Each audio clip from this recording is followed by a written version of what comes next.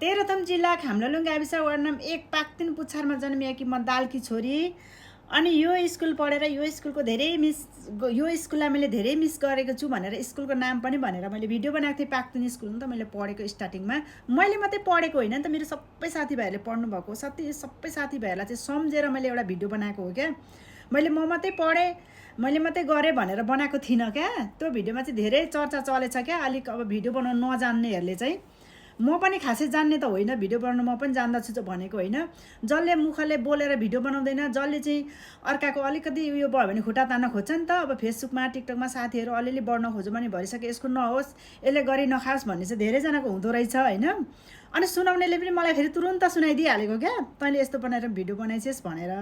तर पनि म त्यस्तो सुने भनेर म बनाउन छोड्नेवाला छुइनँ, किनभनेदेखि म जस्तो जान्छु म त्यस्तै बनाउँछु। त्यहाँमाथि मैले एकदम मिस गरेको मेरो साथीभाइहरूलाई मिस गरेको, मैले खेलेको मेरो बालापनको यादहरू मैले सम्झेर चाहिँ मैले भिडियो बनाएको हो। अनि मेरो साथीहरू सबैजनाले हेर्नुभयो भने मसँग जोडिनुहुन्छ, साथीहरूले पनि याद गर्नुहुन्छ भनेर चाहिँ मैले भिडियो बनाएको थिएँ। धेरैजना साथीहरूले म जन्ती थिएँ, म पनि थिएँ, यस्तो थिएँ भनेर कति राम्रो राम्रो कमेन्ट पनि गर्नुभएको छ नि त होइन। तर 2-4 जना अब 100वटा आलुमा 2जना आलु कुहियो भने मलाई केही पनि हुँदैन क्या।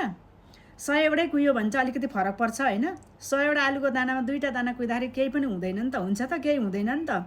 त्यही भएर अब 100वटामा 2टा कुहिए पनि अरू त छ नि मसँग होइन, 98वटा त छ। 98जनालाई मैले पनि सपोर्ट गर्छु र उहाँले पनि मलाई सपोर्ट गर्नुहुन्छ होइन। त्यस्तो हो नि त कुरा।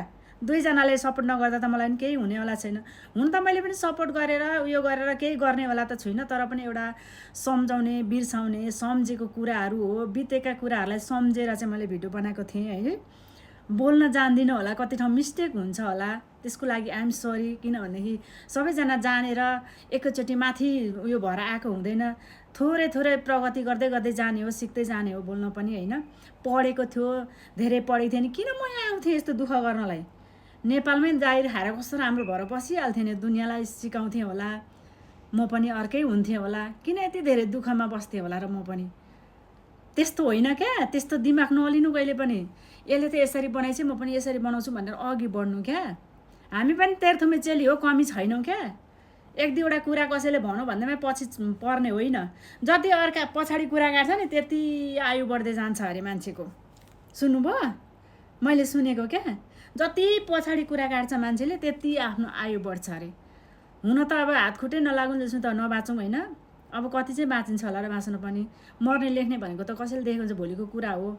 भिडियो लामो भयो होला, झर्को नमानिकन सुनेर कमेन्ट गरेर आइदिनु होला है त साथीहरू।